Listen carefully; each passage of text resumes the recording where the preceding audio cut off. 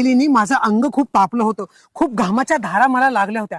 पण जसं मी तुझ्या जवळ आलो ना की मला असं खूप छान आणि असं खूप मस्त वाटायला लागलंय. मला डोकं तापन बरं का आता अजून. बरं हरकत नाही, आपण एक काम करूया, तिथं पलीकडे पत्रा आहे ना, त्या पत्राच्या खाली जाऊया. तो तर चालेल ना तुला? असं म्हणा ना, सावलीत जाऊ म्हणून. चला हो, हळू काय हळू बाई? हळू हळू हळू हळू हळू पडशील तू.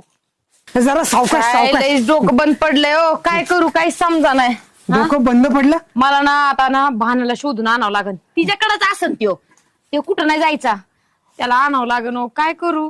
म्हणजे तू कामावरून काढून टाकलंयस ना त्याला, आणि मग आता कामाचा व्याप तुझ्यावर वाढणारच ना, साहजिकच आहे. उन्हातानामध्ये तुला कार्य करावंच लागणार आहे, काम करावंच लागणार आहे ना. नाही नाही, पण मला जावं लागेल ना तिच्याकडे आणायला.